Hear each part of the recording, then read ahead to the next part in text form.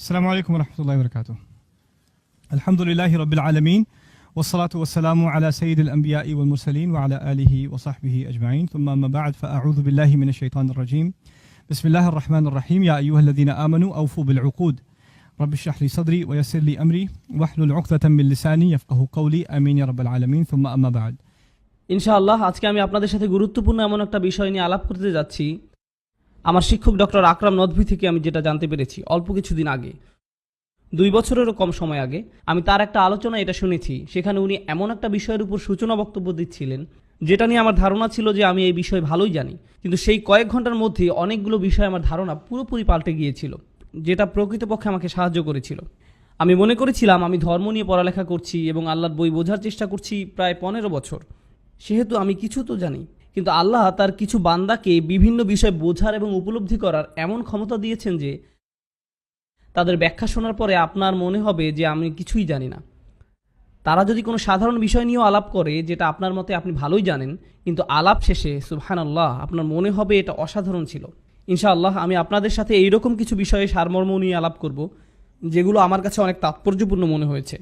পর্দায় আপনারা যা দেখতে পাচ্ছেন সেটা আমার চোখ নয়, এর মাধ্যমে এক অদ্ভুত প্রচেষ্টা করা হয়েছে আজকের বক্তব্যের আলোচ্য বিষয়টি আপনাদের নিকট সহজে উপস্থাপন করার জন্য।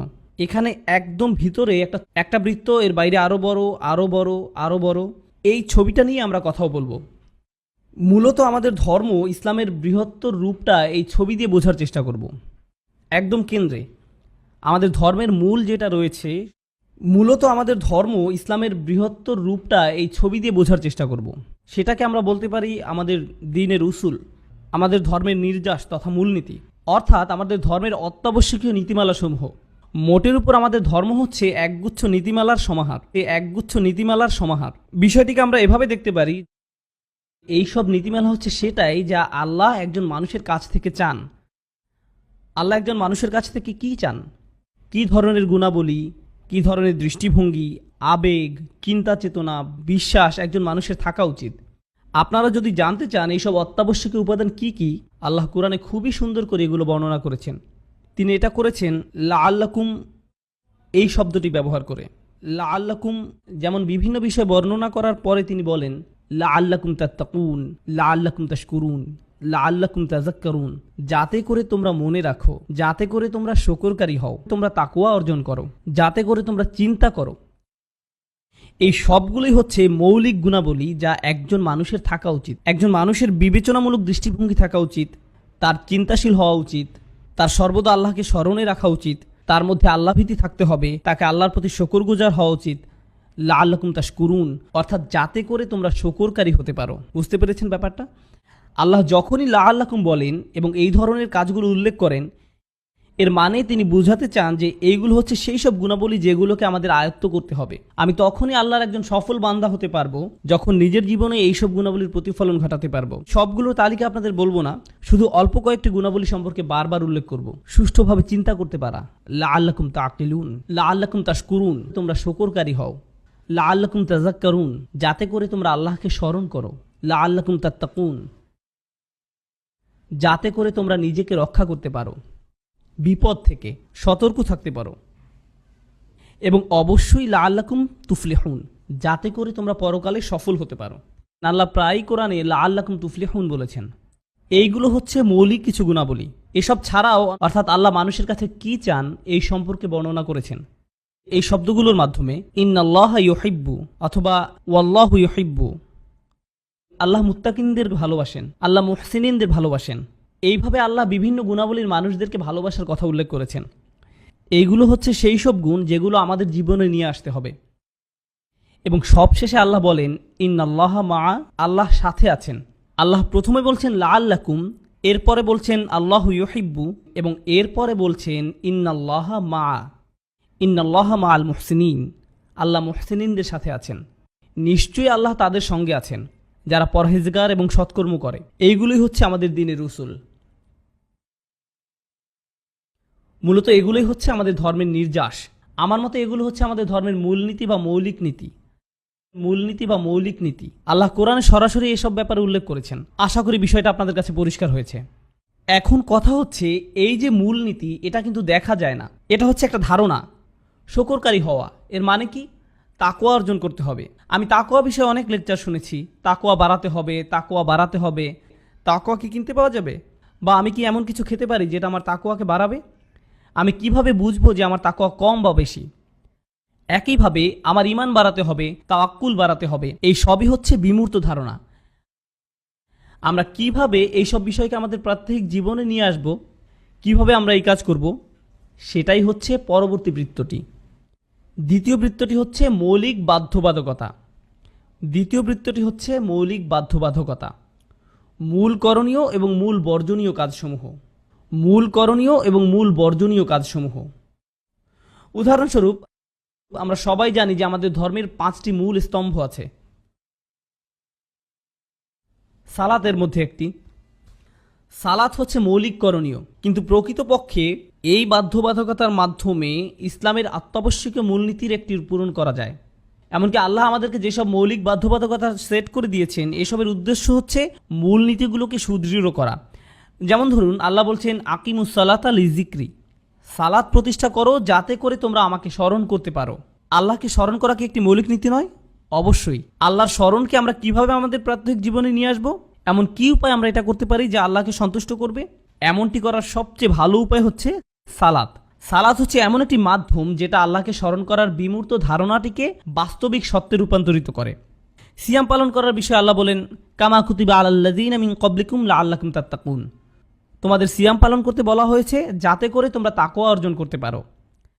বাস্তবে এমন কি করা যেতে পারে যেটা তাকওয়ার এই বিমূর্ত ধারণাকে আমাদের জীবনযাত্রায় প্রতিফলিত করবে? কি সেটা? সিয়াম পালন করা এই ধরনের একটি কাজ। এইভাবে আপনারা দেখবেন যে আল্লাহ প্রদত্ত প্রত্যেকটি মৌলিক বাধ্যবাধকতা এক একটি মৌলিক নীতিকে সুদৃঢ় করে। বাধ্যবাধকতাগুলো দেয়া হয়েছে যাতে করে মৌলিক নীতিগুলোকে আমাদের প্রত্যেক জীবনে নিয়ে আসতে পারি। দুর্ভাগ্যজনকভাবে আমরা যা করছি সেটা হচ্ছে আমরা আল্লাহ প্রদত্ত এইসব বাধ্যবাধকতাগুলোকে সংশ্লিষ্ট নীতিমালাগুলো থেকে আলাদা করে ফেলেছি। মানুষ ঠিকই সিয়াম পালন করছে, কিন্তু তাদের মধ্যে এই বোধটি নেই যে সিয়াম পালনের মূল উদ্দেশ্য হচ্ছে তাকওয়া বৃদ্ধি করা। মানুষ সালাত আদায় করছে, কিন্তু তারা এই ব্যাপারে অবগত না যে সালাত আদায় করার কিছু সুনির্দিষ্ট উদ্দেশ্য রয়েছে। এইগুলো হচ্ছে মৌলিক বাধ্যবাধকতা। শুধুমাত্র এই উদ্দেশ্যেই আমরা এইসব কাজ পালন করি না। ইসলামের অত্যাবশ্যকীয় নীতিগুলো পূরণ করে আমাদের জীবনে তার প্রতিফলন ঘটানোর উদ্দেশ্যেও আমরা এইসব কাজ করে থাকি। সালাত হচ্ছে একটা গন্তব্য পর্যন্ত পৌঁছানোর একটা রাস্তা। একইভাবে সিয়াম পালন করাও লক্ষ্য পৌঁছানোর একটা উপায়। আজকাল আমরা এইসব উপায় বা রাস্তাকে আমাদের লক্ষ্য বা উদ্দেশ্যে রূপান্তরিত করে ফেলেছি, যেটা খুবই ভয়াবহ সমস্যা। কোরআন কিন্তু আমাদেরকে এমন করতে বলে না। কোরআনে যখনই কোনো বাধ্যবাধকতার বর্ণনা দেওয়া হয়েছে, তখনই সেই কাজের উদ্দেশ্য অর্থাৎ ওই কাজ সম্পর্কিত মূলনীতিগুলোর কথা বলা হয়েছে। আমরাই এই দুইটি বিষয়কে কেটে আলাদা করে ফেলেছি। এই পর্যন্ত কি বোঝা গেছে?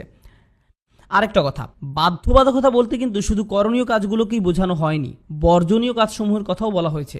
উদাহরণস্বরূপ, সালাতের অন্যতম উদ্দেশ্য হচ্ছে তানহা আনিল ফাহশাই ওয়াল মুনকার। সালাত অশ্লীল ও মন্দ কাজ থেকে দূরে রাখে। অশ্লীলতা আমাদের একটা গুরুত্বপূর্ণ মূলনীতি থেকে দূরে রাখে। আমাদের তাকওয়াবান, আল্লাহর শুকরকারী এবং বিনয়ী হতে বাধা দেয়। সালাত আমাদের এই অশ্লীলতা থেকে হেফাজত করে। অর্থাৎ আল্লাহ আমাদেরকে সেই সব কাজ করতে নিষেধ করেছেন যেগুলো করলে ইসলামের মূলনীতিকে অমান্য করা হবে। প্রত্যেকটা নিষেধ এক একটা মূলনীতির সাথে জড়িত, দ্বীনের উসুলের সাথে সম্পৃক্ত। সংক্ষেপে এটাই হচ্ছে আমাদের দ্বিতীয় বৃত্তটি, প্রধান প্রধান করণীয় এবং বর্জনীয় সমূহ। এই পর্যন্ত অর্থাৎ এই দুইটি বৃত্তে যেসব বলা হয়েছে, এই বিষয়ে মোটামুটি সব স্কলার, সব মুসলিমরাই একমত। ইসলামের মূলনীতিগুলো কি কি এবং আমাদের মূল করণীয় ও বর্জনীয় কাজসমূহ কি কি, আমরা সবাই এই বিষয়ে একমত। কোনো মুসলিম এসে এরকম বলবে না যে আমি আসলে নিশ্চিত না শুকুর কি আসলে হারাম কিনা। এরকম কখনোই হবে না। আর যদি কেউ এরকম বলে থাকে, তার মানে হচ্ছে সে পাগল। বুঝতে পেরেছেন? তৃতীয় বৃত্তটি রয়েছে, সেটাই যাই। এই তৃতীয় বৃত্তটি হচ্ছে প্রধান বাধ্যবাধকতাগুলোর তুলনায় ছোট সুপারিশসমূহ, রিকমেন্ডেশন। যেমন ধরুন, আমাদের মহানবী সাল্লাল্লাহু আলাইহি সাল্লামের সুন্নাহ সমূহ, অর্থাৎ সেই সব ভালো কাজসমূহ যেসবের কথা কোরআনে বলা হয়েছে। এমন কাজ যেগুলো আমাদের চারিত্রিক উৎকর্ষ সাধন করে। উদাহরণস্বরূপ, নরমভাবে কথা বলা, নম্রভাবে চলাফেরা করা। এইগুলো হচ্ছে সেই সব কাজ যা আপনার চরিত্রকে উন্নত করবে। একইভাবে ডান পা দিয়ে মসজিদে প্রবেশ করা, যেটা একটা সুন্নাহ। অথবা ধরুন, ডান হাত দিয়ে খাওয়া। এইসব ছোট ছোট কাজগুলো আমাদের চরিত্রের বিকাশ ঘটায়। এখন ব্যাপারটা দাঁড়ালো এই যে প্রাধান্য দেওয়া উচিত মৌলিক নীতিগুলোর আত্মস্থ করার দিকে, সেটা সঠিকভাবে করার জন্য তাকে নজর দিতে হবে প্রধান প্রধান বাধ্যবাধকতার দিকে। যদি সে এই প্রধান বাধ্যবাধকতাগুলো ঠিকভাবে মেনে চলতে পারে, তাহলে তার পরবর্তী চেষ্টা হওয়া উচিত ছোট ছোট সুপারিশগুলো পালনের মাধ্যমে আরও সৌন্দর্যমণ্ডিত করা। উদাহরণস্বরূপ, সালাত হচ্ছে একটা প্রধান কাজ। সালাতের পরে জিকির করাটা কি? এটা হচ্ছে উৎকর্ষ সাধন। একইভাবে সালাতের পরে দোয়া করাটা একটা উৎকর্ষ সাধন। অর্থাৎ আপনি ইতোমধ্যে প্রধান কাজটি করে ফেলেছেন। এই যে ছোট ছোট ভালো কাজ করার মাধ্যমে উৎকর্ষ সাধন করার যে ধারণা, এটা নিয়েও কারোর মধ্যে তেমন কোনো ভেদাভেদ নেই। কিয়ামুল লাইল একটা ভালো কাজ, তাহাজ্জুদের সালাত আদায় করা একটা ভালো কাজ, ফরজ সিয়ামের অতিরিক্ত সিয়াম পালন করা ভালো কাজ, ভ্রমণ কিংবা ঘরে প্রবেশের সময় দোয়া পড়া ইত্যাদি। দোয়া না পড়ে ঘরে প্রবেশ করা হারাম নয়, অর্থাৎ দোয়া না পড়ে ভ্রমণ করাটাও হারাম নয়, কিন্তু এমন করাটা ভালো। এটা আপনার দিনের উৎকর্ষ সাধন করে। এইসব জিনিস আপনার জীবনকে উন্নত করে। এগুলি হচ্ছে তৃতীয় বৃত্তটি। কিন্তু 4 নম্বর বৃত্তটিতে যাওয়ার আগে 3 নম্বর বৃত্তটি সম্পর্কে আরও কিছু বিষয় পরিষ্কার করা দরকার। প্রথম এবং দ্বিতীয় বৃত্তে আলোচ্য বিষয়গুলো হচ্ছে মূলত সেই সব জিনিস যেগুলোর দিকে আমাদের নবীগণ দাওয়াত দিয়েছেন। অর্থাৎ নবীগণ আমাদেরকে ইসলামের প্রধান নীতিমালাসমূহ, প্রধান করণীয় ও বর্জনীয় এইসবের দিকে ডেকেছেন। এইগুলোই ছিল নবীদের দাওয়াতের মৌলিক দিক। মানুষ যখন এইসব মৌলিক বিষয়কে মেনে নিয়ে ভালো করে বুঝে আত্মস্থ করতে সক্ষম হলো, এর পরে যে নবীগণ তাদেরকে এসবের পাশাপাশি উৎকর্ষ সাধনের জন্য আলাদা প্রশিক্ষণ দিতেন। এখন দেখা যাক আমরা কি করি। আমরা যেটা করি সেটা হচ্ছে মৌলিক নীতিমালাগুলো তো আমরা ভুলেই গেছি, উপরন্তু আমরা প্রধান বাধ্যবাধকতাগুলো উৎকর্ষ সাধনের জন্য যেসব ছোটোখাটো সুপারিশ রয়েছে সেগুলোর সাথে মিশিয়ে ফেলেছি। এই সম্পূর্ণ মিশ্রণই এখন প্রধান বাধ্যবাধকতা হয়ে গেছে। উদাহরণস্বরূপ, আপনি যদি এমন কাউকে দেখেন যে জোহরের ফরজ সালাত আদায় করেছে, সুন্নত সালাত পড়েনি, তখন আপনি তার পেছনে লাগেন। কি করেছেন আপনি? আপনি সুন্নত নামাজ পড়েননি কেন? অর্থাৎ আমরা মানুষকে উৎকর্ষ সাধনমূলক কাজগুলো করার জন্য বল প্রয়োগ করছি। মানুষ যদি এই কাজগুলো না করে তাহলে আমরা তাদের পেছনে লাগছি, তাদের সালাত নিয়ে প্রশ্ন তুলছি, তারা কি করছে কি করেনি এইসব নিয়ে কথা বলছি। যেমন ধরুন সহি উচ্চারণ, এটা কিন্তু দ্বিতীয় বৃত্তের মধ্যেও পড়ে না, এটা তৃতীয় বৃত্তের অন্তর্ভুক্ত। অথচ আমরা কি করি? কারো তিলাওয়াত সহি না হলে আমরা বলি। কুরআন তেলাওয়াত করে আপনি কখনোই গুনার মধ্যে পড়ছেন না। আপনি অবশ্যই সহিভাবে তেলাওয়াত শেখার চেষ্টা করবেন, কিন্তু আপনি যদি বসে বসে মদ কলকলার সময় একদম পুঙ্খানুপুঙ্খানুরূপে হিসাব করা শুরু করেন, তাহলে সাহাবাগণ তো এইভাবে শেখেননি। আপনি অবশ্যই আপনার তাজবিদের জ্ঞান বাড়ানোর চেষ্টা করবেন, কিন্তু আপনাকে বুঝতে হবে এইসব জিনিস এগুলো হচ্ছে উৎকর্ষ সাধনের জন্য। এগুলো ঘর সাজানোর জিনিসের মতো। আপনার বাসার একটা দরজা থাকার দরকার আছে, একটা জানালার দরকার আছে আলো বাতাসের জন্য, কিন্তু আপনার বসার জন্য স্পেশাল কার্পেট অত্যাবশ্যক নয়। দেয়ালে রং বেরঙের পেইন্টিং থাকতেই হবে এমন নয়। এটা ঠিক যে এগুলো থাকলে ভালোই লাগে, একটা সোফা থাকলে ভালোই হয়, কিন্তু কারো বাসার দেয়ালে পেইন্টিং না থাকলে আপনি তাকে বলতে পারেন না যে তোমার তো বাসাই নেই। পেইন্টিং না থাকলে আর বাসা হয় নাকি? আপনি এইরকম করতে পারেন না, কারণ অধিকাংশ মানুষই প্রধান বাধ্যবাধকতা এবং উৎকর্ষ সাধনমূলক কাজগুলোর মধ্যে পার্থক্য করেন না। যার ফলে আপনি যখন এইরকম বলেন, সমালোচনা করেন একটা নির্দিষ্ট বিষয়ে, তখন মানুষ গণহারে সব ক্ষেত্রেই এটাকে প্রযোজ্য মনে করে। আমি আপনাদেরকে এর একটা ভয়াবহ পরিণতির উদাহরণ দিচ্ছি। আমাদের মধ্যে এক ধরনের মানুষ আছেন যাদের মতে মোটামুটি সবকিছুই হারাম। সবকিছুই হারাম। কেউ ভিডিও গেমস খেলছে, তারা বলবে ভিডিও গেম কিন্তু হারাম। আপনি টিভি দেখছেন, এটা হারাম। রেডিও শুনছেন, এটা হারাম।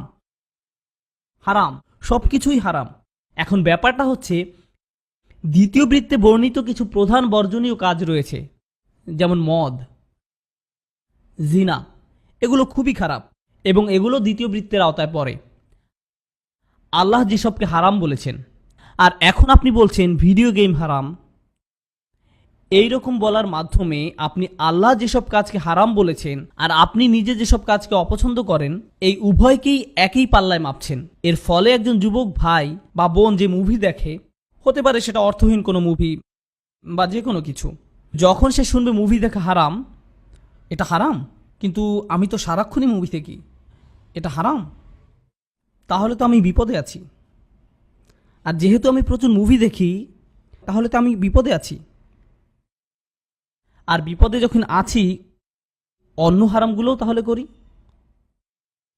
দোজখে তো এমনিতেই যাওয়া লাগবে, তাহলে মৌজ মাস্তি পার্টি এসব করেই যাই। এখন দেখেন, এই যে আপনি মদ, রেডিও শোনা, ভিডিও গেম, এই সব কিছুকে এক কাতারে ফেলেছেন, একজন পাপীর মনের মধ্যেও এসব এখন একই পাল্লায় বিচার হচ্ছে। সে ভাববে ভিডিও গেম কোনো ব্যাপার না, মুভি দেখাও কোনো ব্যাপার না, আর জিনাও কোনো ঘটনা না, মদ নেশা সবই সমান। তার মানে আমরা তখনই সমাজে সমস্যা তৈরি করা শুরু করি যখন আমরা আল্লাহ কর্তৃক প্রদত্ত সুনির্দিষ্ট অগ্রাধিকার লিস্টকে ঠিক রাখছি না। মানুষ মনে করে আমরা যত বেশি জিনিসকে হারাম হিসাবে লিস্ট করব, এটা মানুষের জন্য ততই ভালো হবে, মানুষকে রক্ষা করবে। আমাদের মনে রাখা উচিত, নবীগণ মানুষকে আমাদের চেয়ে ভালোভাবে রক্ষা করেছেন। তাঁরা যা করেছেন এর চেয়ে উন্নততর কিছু করার সামর্থ্য আমাদের নেই। আমাদের সীমাবদ্ধতার ভিতরে থেকে ফিকহ অবশ্যই বিচার করার চেষ্টা করবে যে কোনো কিছুকে আসলেই পরিষ্কারভাবে হারাম কিনা। এমন স্পষ্ট হারাম জিনিস অবশ্যই আমাদের সামনে আসতে পারে যেটার অস্তিত্ব আগে কখনো ছিল না, কিন্তু সেটা অবশ্যই বড় কোনো পাপ কাজের সাথে সম্পর্কিত হবে। আপনারা কি এতদূর বুঝতে পারলেন? এসব হচ্ছে উৎকর্ষ সাধনমূলক কাজকর্ম। এসব কাজকর্মের মধ্যে আছে অতিরিক্ত সুন্নত নামাজ পড়া, সোমবার ও বৃহস্পতিবার সিয়াম পালন করা, কবর জিয়ারত করা। এই যে এসব কাজ, এগুলো নিয়ে কোনো মতভেদ নেই। উৎকর্ষ সাধনমূলক কাজগুলো করুন। আপনি যদি মৌলিক বাধ্যবাধকতাগুলো পূরণ করার পরে আরও ভালো মুসলিম হতে চান তো খুবই ভালো। প্রতিদিন একটু একটু করে ভালো কিছু শিখুন, একটা ছোট দোয়া শিখুন প্রতিদিন। এ ধরনের সব কিছুই করা উচিত। এখন এই বৃত্তের ঠিক বাইরে আরেকটি বৃত্ত আছে, 4 নম্বর বৃত্তটি। চতুর্থ বৃত্তটি হচ্ছে সেই সব বিষয় যেগুলো সম্পর্কে সাহাবীগণ একমত পোষণ করেছেন। আমরা এই বিষয়গুলো কোরআনে পাই না। এখানে একটা কথা বলে রাখা ভালো, সেসব কিন্তু সুন্নতে স্পষ্টভাবেই বিদ্যমান। তার বাইরে এই যে 4 নম্বর বৃত্তের কথা বলা হচ্ছে, এগুলো হচ্ছে সেসব বিষয় যেগুলো নিয়ে সাহাবীগণ মতৈক্যে পৌঁছেছেন। কিন্তু বাস্তবে এমন বিষয় পাওয়া দুষ্কর যেটা নিয়ে সব সাহাবীগণ একমত হয়েছেন। ব্যাপারটা এত সহজ নয়। 3 ধরনের মতৈক্য রয়েছে। সাহাবীদের একমতের ধরনের উপর নির্ভর করে মূলত 3 ধরনের মতৈক্য রয়েছে। প্রথমটি হচ্ছে সাহাবীগণ কোনো একটা ঘটনা নিয়ে একমত।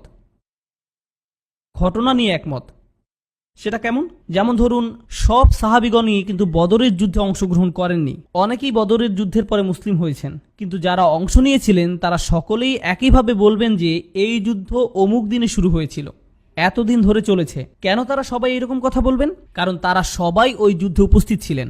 বুঝতে পেরেছেন? এ কারণেই তারা এই বিষয়ে একমত। দ্বিতীয় ধরনের ঐক্যমত হচ্ছে সাহাবীদের মধ্যে যারা সবচেয়ে জ্ঞানী ছিলেন তাদের মধ্যে ঐক্যমত। কিছু কিছু ক্ষেত্রে তারা সবাই একে অপরের সাথে একমত পোষণ করতেন। যেমন ধরুন, ইবনে আব্বাস রাদিয়াল্লাহু তাআলা আনহু, তিনি একজন জ্ঞানী সাহাবী ছিলেন। এমন অনেক সাহাবীও ছিলেন যারা এমনকি একটা সূরাও পারতেন না, তারা সদ্য মুসলিম ছিলেন। এখনকার সময় যারা ধর্মান্তরিত হয়ে নতুন মুসলিম হচ্ছেন তাদের মতো। কিন্তু তাদের ঐক্যমত এই দ্বিতীয় ধরনের ঐক্যমতের ভিতরে পড়ে না। এটা হচ্ছে সেই ধরনের ঐক্যমত যেখানে কোনো বিষয়ে সবচেয়ে জ্ঞানী সাহাবীগণ একমত হয়েছেন। তাহলে প্রথমটা কি ছিল?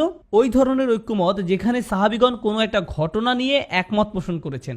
দ্বিতীয়টা হচ্ছে সেই ঐক্যমত যেখানে সাহাবীদের মধ্যে যারা জ্ঞানী তারা কোনো বিষয়ে একমত হয়েছেন। তৃতীয়টি হচ্ছে সাহাবীদের মধ্যে যারা শাসক তাদের মধ্যকার ঐক্যমত। যেমন ধরুন, ওমর রাদিয়াল্লাহু তাআলা আনহু এবং তার উপদেষ্টা মণ্ডলী, তারা ঐক্যমত। সেটা হচ্ছে এই তৃতীয় ধরনের ঐক্যমত। এই হচ্ছে সাহাবীদের মধ্যকার 3 ধরনের ঐক্যমত, অর্থাৎ ঘটনা ভিত্তিক, জ্ঞানী সাহাবী ভিত্তিক এবং শাসন কার্যে নিয়োজিত সাহাবীদের ঐক্যমত ভিত্তিক। যখন শাসন কার্যের সাথে সম্পৃক্ত কোনো বিষয়ে সিদ্ধান্ত নেওয়ার প্রয়োজন পড়ত, ওমর রাদিয়াল্লাহু তাআলা আনহু নিশ্চয়ই হাজার হাজার সাহাবীর সাথে আলোচনা করতেন না। তিনি তার উপদেষ্টা মণ্ডলীর সাথে বসে সবাই মিলে একমত হয়ে একটা সিদ্ধান্ত নিতেন। তারপর সেই সিদ্ধান্তের ভিত্তিতে আইন প্রণয়ন করা হতো। ব্যাপারটা বোঝা গেল? এখন বর্তমান সময়ে এসে যেটা ঝামেলা হয়েছে সেটা হচ্ছে, কেউ একজন যখন এইভাবে বলে যে সব সাহাবীরা এই বিষয়ে একমত, যে সব সাহাবীগণ একমত, দাঁড়ান, সব সাহাবীগণ একমত, এটা আপনি কোথায় পেলেন? কেন, এইভাবেই তো বর্ণনা আছে। কোথায় আছে? বই পুস্তকে আছে। কোন বই? যাও ভালোভাবে পড়ো। আপনি কোনোভাবেই এটা বলতে পারেন না যে সব সাহাবীগণ একমত ছিলেন। আপনি এটা করতে পারেন না। আপনার কথা সুনির্দিষ্ট দলিলপত্রের ভিত্তিতে হতে হবে, এমনিতেই বলে ফেললে হবে না। সবচেয়ে হাস্যকর যে কথাটি আমি এখন পর্যন্ত শুনেছি সেটা হচ্ছে সব ইসলামী বিশারদ এই বিষয়ে একমত। বলেন কি?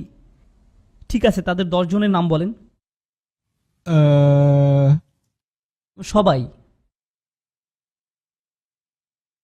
আপনি যদি তাফসির পড়েন তাহলে এমন একটি বিষয় পাবেন না যে বিষয়ে সব স্কলার একমত হয়েছেন। এটা হাস্যকর কথা। আমি বিভিন্ন তাফসির পড়ি, কুরতুবি, তাবারি, জালালাইন, তাফসির ইবনে কাসির, ইবনে আশুর।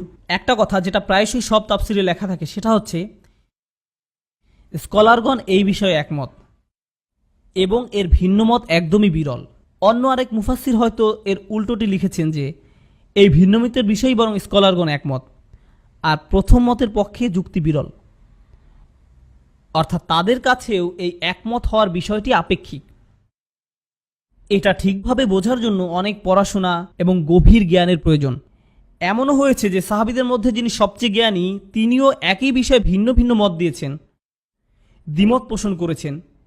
দিনের কোথায় সর্বসম্মতভাবে ঐক্যমত আছে? কোন বিষয়ে কোনো প্রকার দ্বিমত নেই? কোন বিষয়ে কোনো প্রকার দ্বিমত নেই? প্রথম তিনটি বৃত্ত। প্রথম তিনটি বৃত্ত। যখন আমরা মানুষকে দ্বীনের পথে দাওয়াত দেই, নবী রাসূলদের পক্ষ থেকে আহ্বান জানাই, তখন আমরা মূলত কোন বিষয়ে কথা বলি? বৃত্ত নম্বর 1 এবং বৃত্ত নম্বর 2। যখন সেই মানুষগুলো আমাদের দলে চলে আসে, আমাদের পরিবারে অন্তর্ভুক্ত হয়ে যায়, আমাদের বন্ধু মহলের হয়ে যায়, প্রথম দুইটি বৃত্তের বিষয়গুলোকে ইতিমধ্যেই মেনে নেয়, তখন আমরা তাদের 3 নম্বর বৃত্তের দিকে আগ্রহী করার চেষ্টা করি। 4 নম্বর বৃত্তের বিষয়গুলো খুবই সুনির্দিষ্ট, এগুলো মূলত গবেষণা ও উচ্চশিক্ষার জন্য। তাই আপনি 4 নম্বর বৃত্ত দিয়ে ইসলাম প্রচার শুরু করে এটা বলতে পারেন না এটাই ইসলাম। আপনাকে শুরু করতে হবে মহানবী সাল্লাল্লাহু আলাইহি ওয়াসাল্লাম যেখান থেকে শুরু করেছেন সেখান থেকে। আপনাকে 1 এবং 2 দিয়ে শুরু করতে হবে। এখন সকল সাহাবী কি এই সবগুলো বিষয়ে একমত হয়েছিলেন? না, তবে তারা সবাই 1 থেকে 3 বিষয়গুলোতে সহমত পোষণ করেছেন। আপনারা যদি এটাকে ইজমা বলতে চান, অর্থাৎ সকল সাহাবী যেসব বিষয়ে ঐক্যমত পোষণ করেছেন সেগুলো হচ্ছে 1, 2 এবং 3 নম্বর বৃত্তের বিষয়গুলো।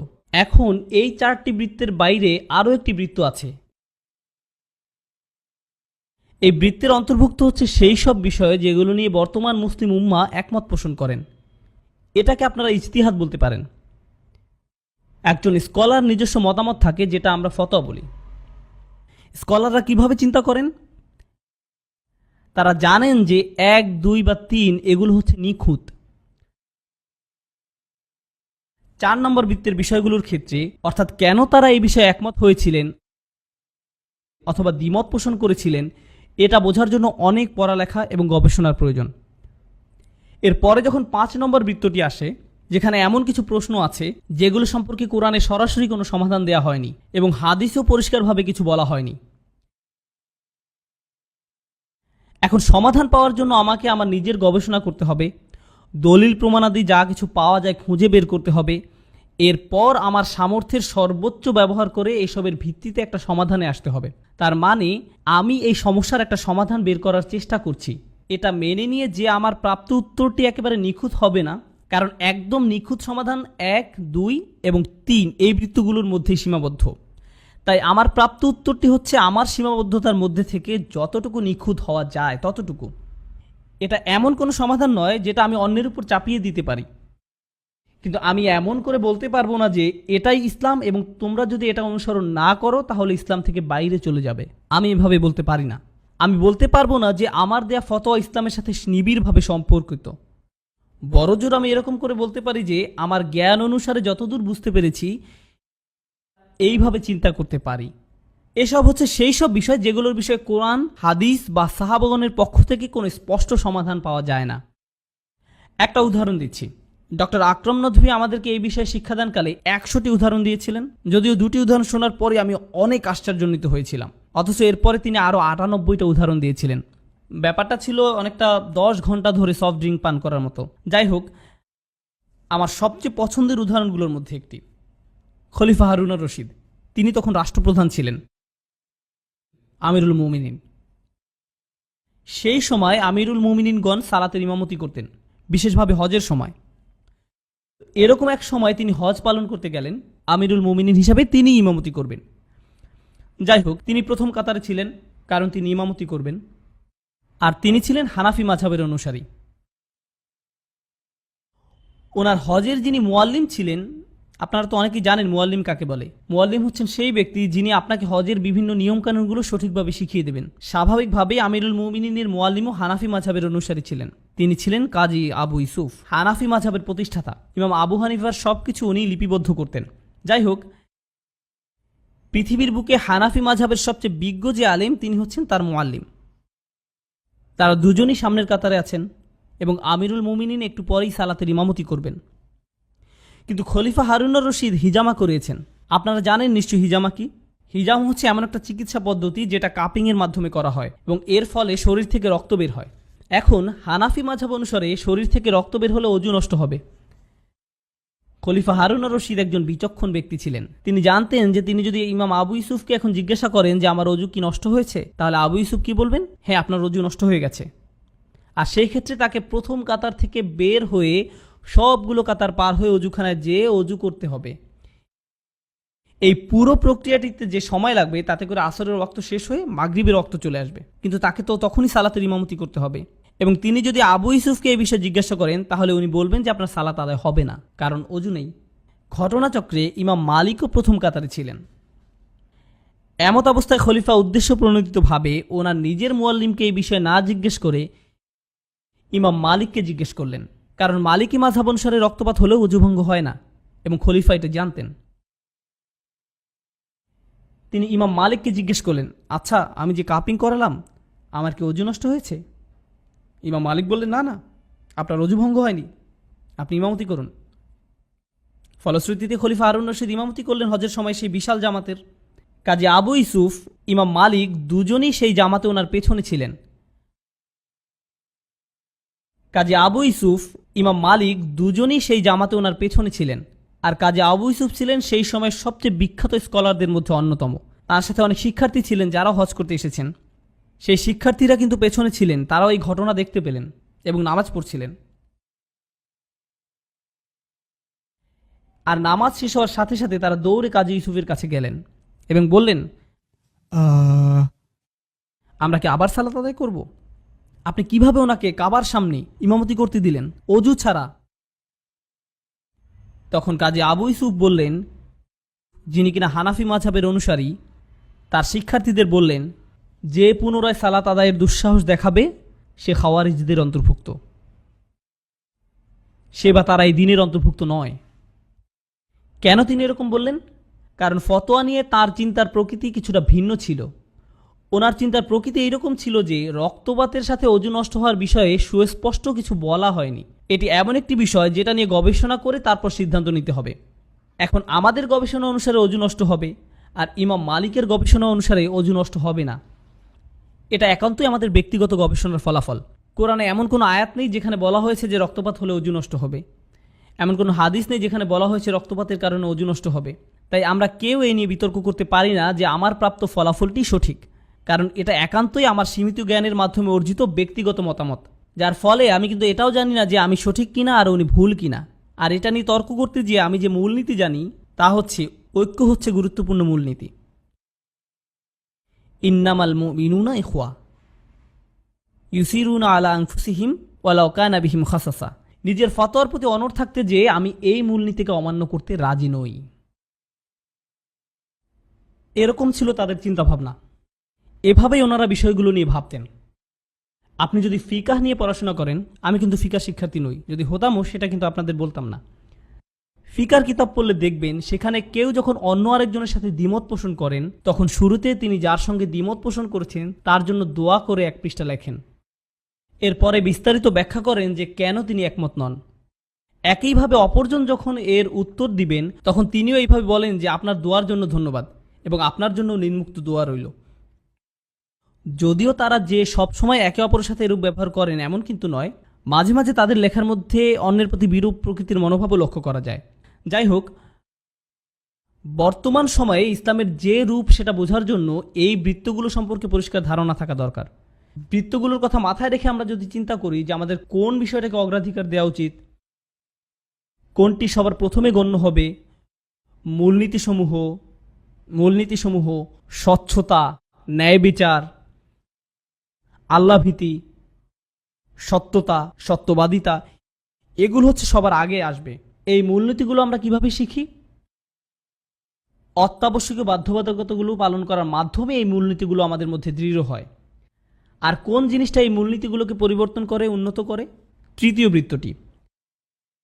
এখন যেটা দেখা যায়, বর্তমান সময়ে ইসলাম সম্পর্কিত আমাদের বেশিরভাগ জিজ্ঞাসাই প্রথম তিনটি বৃত্ত থেকে দূরে। আমাদের জিজ্ঞাসাগুলো হলো পঞ্চম বৃত্তের মধ্যে চলে গেছে। মূলনীতিগুলো ছিটে ফোটাও যেখানে নেই। কোরআনে আল্লাহ যেসব মানুষের বর্ণনা দিয়েছেন যারা পবিত্র থাকতে ভালোবাসে। আমরা যখন হজে যাই, হজ হচ্ছে একটা মৌলিক বাধ্যবাধকতা। হজ পালনের মাধ্যমে আমাদের ভিতরে এইসব গুণাবলী সুদৃঢ় হওয়ার কথা। তাকওয়া, শকর, আল্লাহ ভীতি, সততা, ন্যায় বিচার, এই সব কিছুই। এখন ইব্রাহিম আলাইসাল্লামের সময় থেকে প্রচলিত রীতিনীতি অনুসারে আপনি যখন কাবার সামনে দাঁড়িয়ে কালো পাথরটিকে ধরার চেষ্টা করেন, তখন দেখবেন আশেপাশের মানুষজন আপনার মুখে তাদের কনুইর গুঁতা দিচ্ছে, আপনাকে ঠেলে সরিয়ে সামনে যাওয়ার চেষ্টা করছে। এমনও দেখবেন যে কেউ একজন তার সামনের 5-6 জন মানুষের উপর দিয়ে উঠে যেয়ে সেই হাজরে আসওয়াদ ধরার জন্য মরিয়া হয়ে চেষ্টা করছে, যেন তার অনেক মূল্যবান কিছু চাওয়ার আছে, দোয়া করতে হবে। কিন্তু এরকম উতলা হয়ে যুদ্ধ করে হজরে আসওয়াদের কাছে পৌঁছানোর পরে একমাত্র যে দোয়াটি তার করা উচিত সেটা হচ্ছে, আমি এইমাত্র যেসব গুনাহ করে এই পর্যন্ত আসলাম তার জন্য আমাকে ক্ষমা করে দাও। অর্থাৎ দেখা যাচ্ছে যে আমরা রীতিনীতিগুলো ঠিকই মেনে চলছি, কিন্তু তার মধ্যে মূলনীতিগুলোর কোনো উপস্থিতি নেই। মুজদালিফায় যখন আপনারা যাবেন, মুজদালিফা হচ্ছে পবিত্র স্থান, খুবই পবিত্র স্থান। এটা এমন এক জায়গা যেখানে আপনি সারা রাত আল্লাহর কাছে দোয়া করে কাটানোর কথা, আল্লাহর স্মরণে রাত পার করার কথা। কিন্তু সকালে আপনি যখন সেখান থেকে রওনা দিবেন, আপনি এমনকি 2 কদম সামনে যেতে পারবেন না। আপনি চিন্তায় পড়ে যাবেন, আপনি কি একটা পবিত্র জায়গায় আছেন নাকি একটা আস্তাকুরের মাঝখানে দাঁড়িয়ে আছেন। আপনি নিচে তাকিয়ে মাটি দেখতে পাবেন না, শুধু দেখবেন ডায়পার, পানির বোতল, কোকাকোলার বোতল, টিস্যু পেপার। আপনারা কেউ দেখেছেন? এবং আমি এসব দেখে কান্না করেছি। এমন কেন হয় আপনারা কি জানেন? মূলনীতির কোনো ধার ধারি না আমরা।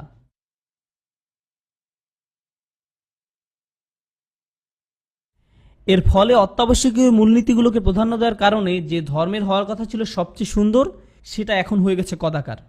এভাবেই আমরা একটা সুন্দর ধর্মকে কদাকার করে ফেলেছি। বনী ইসরাইলরা যেভাবে করেছিল, তারা আল্লাহর দেয়া সুন্দর ধর্ম থেকে মূল জিনিসগুলোকে বাদ দিয়ে শুধুমাত্র রীতিনীতিগুলোকেই গ্রহণ করেছিল। সুবহানাল্লাহ। আমার কাছে তাই এই কাঠামোটি ভালোভাবে বুঝতে পারা খুবই গুরুত্বপূর্ণ এবং মূল্যবান মনে হয়। তাহলে আমাদের সেই সুযোগটা নেওয়া উচিত। বর্তমান উম্মার মতভেদের কয়েকটি বড় বড় বিষয় হচ্ছে, তারাবির নামাজ কয় রাকাত, চাঁদ দেখার ক্ষেত্রে কি সারা পৃথিবী একই দিনে ধরা হবে নাকি এলাকা ভিত্তিক ঠিক করা হবে, এসব হচ্ছে বড় বড় তর্কের বিষয়। কিন্তু আপনারা যদি মূল ফিকার বইগুলো দেখেন, তাহলে বুঝবেন যে এই সব বিষয় এমনকি 3 নম্বর বৃত্তের মধ্যেও নেই, 4 বা তার পরের বিষয়। তাহলে কেন আমরা এসব নিয়ে তর্ক করছি? যেসব বিষয় আমাদেরকে সংঘবদ্ধ করে, সেগুলো যেসব বিষয় আমাদের মধ্যে বিভক্তি ঘটায় তার চেয়ে অনেক বেশি শক্তিশালী। কিন্তু আমরা যখন সেসব বিষয় থেকে আমাদের দৃষ্টি সরিয়ে নেই, তখন বিভক্তি সৃষ্টি করার বিষয়গুলোই আমাদের চোখের সামনে ভেসে আসে। এমনকি এখনকার দিনেও একজন মুসলিম যখন আরেকজন মুসলিমকে দেখে, তখন মনে মনে চিন্তা করে, সে কি শাফি নাকি মালিকি, সে কি আমার মতো? কিছু কিছু মানুষ আমাকে এসে বলে যে তারা পাকিস্তানি, তাই তারা আমাকে পছন্দ করে, কারণ আমিও পাকিস্তানের। আমি তখন বলি যে ও আচ্ছা, তাই আমিও আপনাকে ভালোবাসি। এরপরে তারা বলে আপনি তো হানাফি, তাই না? আমি বলি আমি হানাফি হলেও আপনাকে বলবো না। কেন বলবেন না? আমি আপনাকে বলতে চাই না, কারণ আপনার তো এটা নিয়ে চিন্তাই করা উচিত নয়।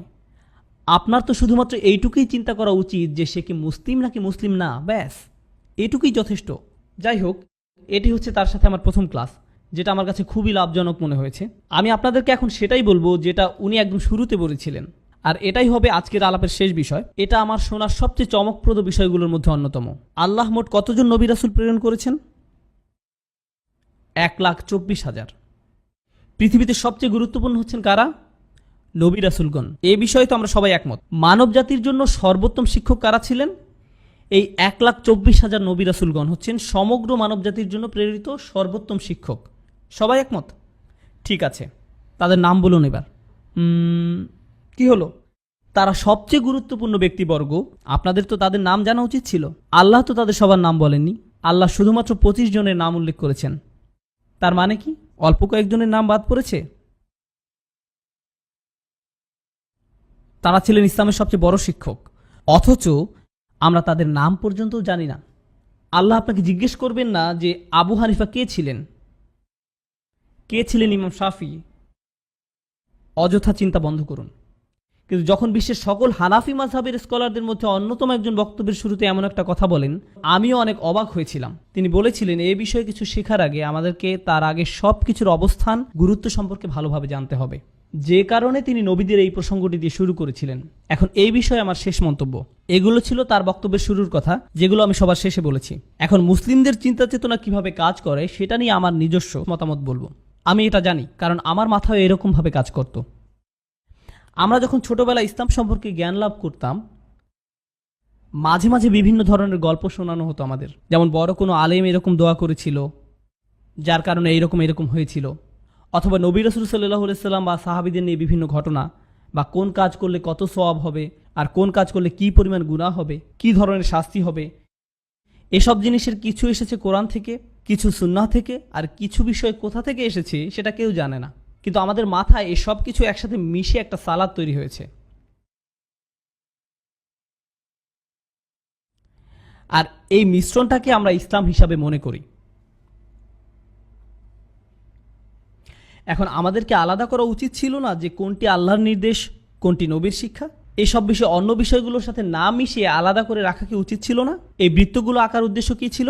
উদ্দেশ্য এই যে যখন আপনারা ইসলাম নিয়ে চিন্তা করবেন, তখন প্রাথমিকভাবে প্রথম 3টি বৃত্ত নিয়ে ভাববেন। এর বাইরে অন্য কিছু যখন শুনবেন, তখন সেটাকে এই 3 বৃত্তের বাইরে অন্য যে বৃত্তগুলো আছে সেগুলোর মধ্যে থেকে সঠিক বৃত্তটি বেছে নিয়ে সেখানে বসিয়ে দিবেন। আর যদি কোনো কারণে 4 থেকে 6 নম্বর বৃত্তের কোনো কিছু নিয়ে আমাদের নিজেদের মধ্যে একমত না হই, তাহলেও কিছু যায় আসে না, সেটা আমাদের বিভক্ত করবে না। উম্মার ঐক্য হচ্ছে 1, 2, 3 নম্বর বৃত্তের মধ্যে। আমাদের সবার একই ফিকা থাকতে হবে এমন নয়, আমাদের সবাইকে বিতির সালাত একই নিয়মে পড়তে হবে এমন নয়, আমাদের সবার তারাবির নামাজের রাকাত সংখ্যা সমান হতে হবে এমনটাও নয়, সব বিষয়ে আমাদের ফতোয়া একই রকম হতে হবে না। এসব আমাদেরকে বিভক্ত করবে না। 2 ভিন্ন দিনে ঈদের সালাত আদায় করলে আমরা বিভক্ত হয়ে যাব না, কারণ আমরা আরও শক্তিশালী কিছু বিষয় দিয়ে ঐক্যবদ্ধ। কিন্তু যখনই আমরা এই সব কিছুকে একসাথে করে ফেলি, তখনই বিভক্তি শুরু হয়ে যায়। আল্লাহ সুবহানাহু ওয়া তাআলা আমাদেরকে কোন বিষয়গুলোকে প্রকৃত অর্থে অগ্রাধিকার বা প্রাধান্য দিতে হবে সেটা সঠিকভাবে বোঝার তৌফিক দান করুন। আমিন।